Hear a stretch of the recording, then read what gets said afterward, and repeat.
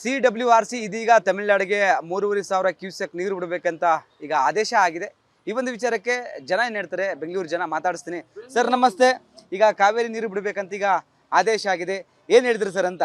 Sir ಆದೇಶ ಹೇಳಿದ್ದಾರೆ ಅಷ್ಟೇ, ಬಟ್ ಅಲ್ಲಿ ನೀರು ಇರಬೇಕಲ್ಲ. ನೀರು ನಮ್ಮ ಕರ್ನಾಟಕ KRS ಬರದಾಗೋಗ್ಬಿಟ್ಟೈತೆ. ಅದು ಅವ್ರಿಗೆ ಗೊತ್ತಿಲ್ವಾ? ಸರ್ ಅದು ಅದರ ವಿಚಾರ ಇಲ್ಲದೆ ಸುಮ್ಮನೆ ಸ್ಪ್ರೆಡ್ ಮಾಡ್ತವ್ರೆ. ನೀರಿದ್ದು ಕೊಡಲ್ಲ ಅಂದರೆ ಅದು ತಪ್ಪು. ನೀರೇ ಇಲ್ಲ, ಡ್ರೈ ಆಗೋಗ್ಬಿಟ್ಟಿದೆ. ಬೆಂಗಳೂರು ಜನ ಕುಡಿಯೋಕ್ಕೆ ನೀರಿಲ್ಲ. ನಾಳೆ ನಮ್ಮ ಸ್ಥಿತಿ ಏನಪ್ಪ? ನಾವು ಚಿಂತೆ ಮಾಡುವಾಗ 3,000 ಇನ್ನು ಕೊಡ್ಬಿಡು, ಅದು ಕೊಟ್ಬಿಡು, ಇದು ಕೊಟ್ಬಿಡು ಅಂತಾರೆ. ಏನದನ್ನು ವಿಚಾರವಾ ಅದು?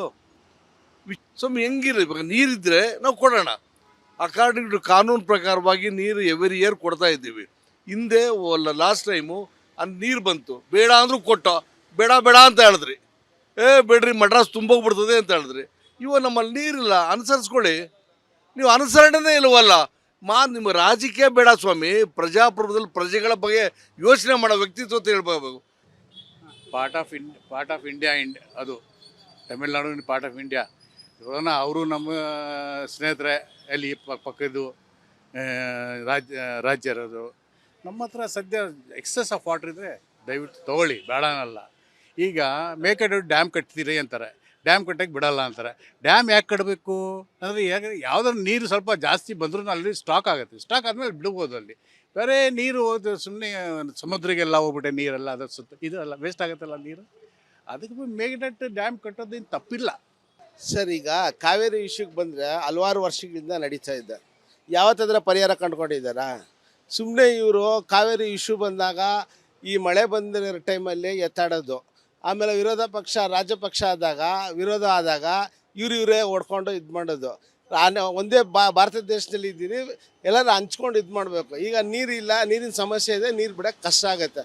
ನೀರು ಬಂದಾಗ ಇಲ್ಲಿ ತಡೆದಿಡೋಕ್ಕೂ ಆಗಲ್ಲ. ಹಾಗಾಗಿ ನೋಡಿಕೊಂಡು ಮಾಡಬೇಕು.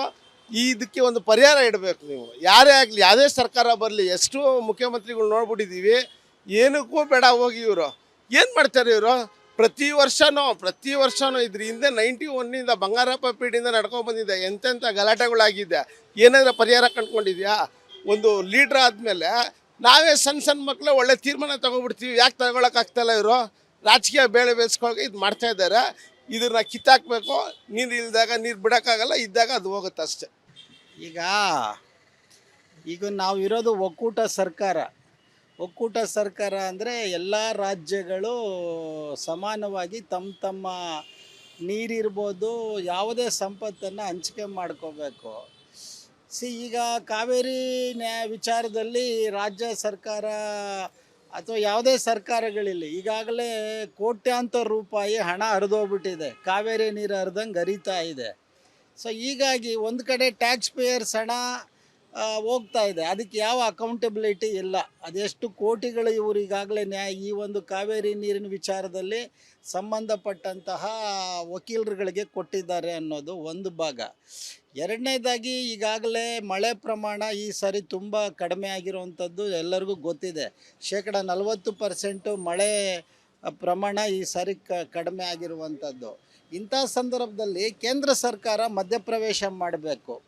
ಏನು ಇವರಿದ್ದಾರೆ, ನದಿ ಪ್ರಾಧಿಕರಣ ಇದೆ, ಅವರು ಇದರ ಬಂದು ಇಲ್ಲಿ ವಸ್ತುಸ್ಥಿತಿಯನ್ನು ಅಧ್ಯಯನ ಮಾಡಿ ಅಲ್ಲೆಲ್ಲೋ ಕೂತ್ಕೊಂಡು ಆ ದಾಖಲೆಗಳು ಇವರು ಇಷ್ಟು ಹೇಳಿದ್ದಾರೆ ಅಷ್ಟು ಹೇಳಿದ್ದಾರೆ ಅಂತ ಹೇಳೋದಲ್ಲ. ಹೀಗಾಗಿ ಕೇಂದ್ರ ಸರ್ಕಾರ ಮಧ್ಯಪ್ರವೇಶ ಮಾಡಿ ಎರಡೂ ಸರ್ಕಾರಗಳನ್ನು ಅಲ್ಲಿ ಅಧ್ಯಯನ ಮಾಡಬೇಕು. ಕಾವೇರಿ ಬೇಸಿನ್ ಏನಿದೆ, ನದಿ ಪಾತ್ರದಲ್ಲಿ ಎಷ್ಟು ನೀರು ಈಗ ಇದೆ, ಅಲ್ಲೆಷ್ಟಿದೆ, ಎರಡನ್ನೂ ಸಮತೋಲಿತವಾಗಿ ನೋಡಿಕೊಂಡು ಎರಡು ರಾಜ್ಯಗಳ ನಡುವೆ ಯಾವುದೇ ರೀತಿಯಲ್ಲಿಯೂ ಕೂಡ ಈ ಅನ್ಯಾಯ ಆಗದ ರೀತಿಯಲ್ಲಿ ಮಾಡಬೇಕು. ಅದು ಬಿಟ್ಬಿಟ್ಟು ಇವರು ನಮ್ಮ ಇಲ್ಲಿರೋಂಥ ನಮ್ಮ MP ಗಳು, ಕೇಂದ್ರದ ಈಗ ಇದ್ದಾರಲ್ಲ ನಮ್ಮ MP ಗಳು, ಇವ್ರು ಏನು ಮಾಡ್ತಾರೆ? ಇವರೆಲ್ಲ